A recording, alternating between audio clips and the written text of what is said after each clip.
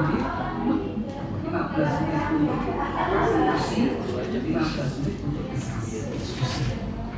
Dan setiap sesi 6 masing-masing. 6 itu maju semua berarti, apa semuanya? Ada pembagian tugas. Oke, pembagian tugas 1 orang, kemudian yang lain mengamati, mencermati gitu. Mendengarkan pemaparan yang pertama perwakilan dari Puskesmas Wonosari kepada peserta dipersilakan. Kepatuhan ibu hamil, mengonsumsi tablet tambah darah, dan yang ketiga gambaran pemberian suplemen vitamin C. Manfaat penelitian bagi puskesmas memberikan informasi dan merupakan pola makan yang baik bagi warga desa wilayah cakupan puskesmas. Manfaat aplikatif menjadi dasar dan referensi untuk dilakukan penelitian lebih lanjut.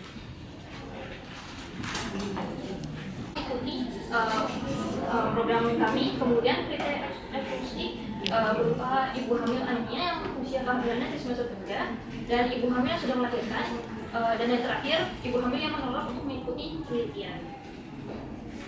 Berikut alur pengamatan dari bulan Desember.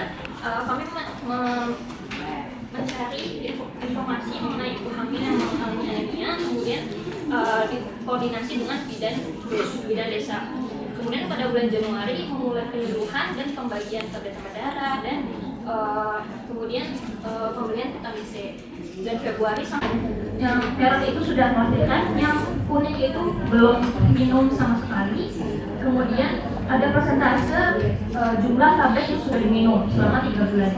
Kami kenaikan HB itu dari 9 dari 12 orang terjadi peningkatan 75%, dan kadar HB yang tidak meningkat itu 3 dari. Bagaimana mekanisme vitamin C ini bisa membantu penyerapan pada zat besi? Jadi bentuk asal dari zat besi itu kan Fe3+. Nah kemudian dia dihantarkan dari lemak khusus itu ke enterosit dengan kemudian ini dilakukan oleh duodenal tripeptide B, dan kemudian nanti duodenal tripeptide B ini juga menggunakan elektron dari vitamin C tersebut. Jadi vitamin C tersebut bisa membantu Fe2+. Dan suplemen luar namun juga harus difokuskan pada asupan nutrisi makanan. Seperti misalkan buah-buahan yang mengandung vitamin C seperti kiwi, jeruk, dan sayur-sayuran seperti brokoli dan kembang kol. Nah, ini adalah kepatuhan peserta, jadi ini dihitung berdasarkan berapa tablet yang peserta ini minum. Gitu. Nah, di sini untuk salah satu peserta ada yang nomor 12 ini, dan ini hanya minum berarti 14 tablet, dari seharusnya 6 kali follow up itu harusnya ada 84 tablet. Gitu. Jadi masih kurang dalam kepatuhannya. Nah, ini untuk presentasinya, ini ada yang 88%, itu dan FR ini dia mengikuti sumbernya rutin ada 4 orang dari 12 peserta, didapatkan 33%, dan yang tidak rutin itu jadi ada 8. Dan dapatkan presentasinya 66,7%. Jadi di sini bisa kita lihat bahwa dari keseluruhan peserta mayoritas komponen isi piringku yang tidak dikonsumsi sama sekali dalam seminggu atau dikonsumsi kurang dari 5 kali dalam seminggu. Dari 3 bulan intervensi, ibu hamil yang asupan pola makannya kurang ada 4 ibu hamil, yaitu Nyonya D, Nyonya M, Nyonya N, dan Nyonya Y. Untuk Nyonya D dan Nyonya M, konsumsi makanan yang kurang adalah buah, sedangkan untuk nasi, protein hewani, dan protein nabati semuanya baik. Nah, pada Nyonya D ini terdapat peningkatan HB sebesar 0,8 gram per desiliter, kemudian pada Nyonya M terdapat peningkatan HB. Nah, untuk Nyonya N ini komponen yang kurang adalah buah, sayur, dan protein nabati, sedangkan untuk makanan pokok dan juga protein hewannya baik. Di sini tidak terdapat peningkatan HB pada Nyonya N. Kemudian untuk Nyonya Y, komponen yang kurang adalah sayur dan protein nabati, dan di sini terdapat peningkatan HB pada follow-up HB kedua yaitu sebesar 0,2 gram per desiliter. Kemudian untuk kelompok yang kedua yaitu asupan pola makan yang cukup. Dikatakan asupan pola makan cukup bila salah satu komponen isi piringku dikonsumsi kurang dari 7 kali dalam seminggu, namun lebih dari 5 kali dalam seminggu. Kemudian selama 3 bulan intervensi, asupan pola makan yang cukup yaitu pada Nyonya SN dan Nyonya SK.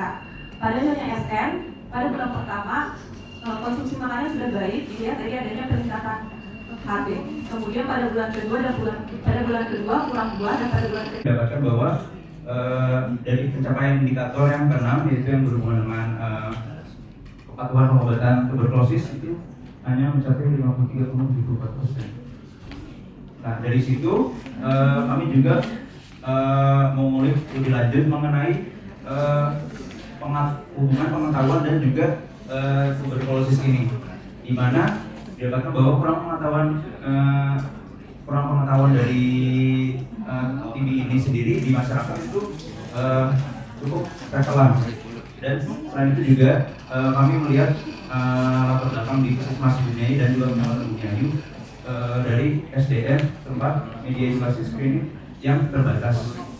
Selain itu juga dari Puskesmas Bumiayu itu sendiri jumlah kadernya juga terbatas yang fokus langsung terhadap tuberkulosis.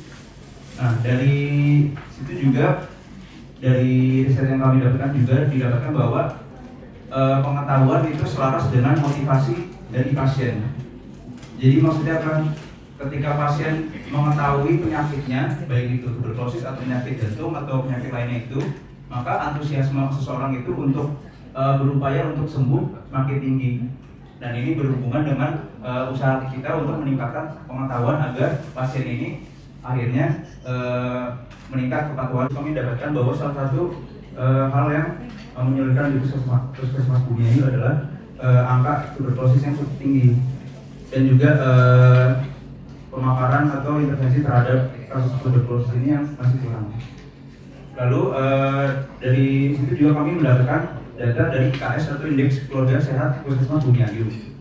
Selain itu juga dari IKS itu kita mengurutkan nilai cakupan yang paling rendah itu di indikator apa aja. Dari IKS itu sendiri didapatkan ada tiga indikator yang merupakan prioritas masalah yang perlu diintervensi.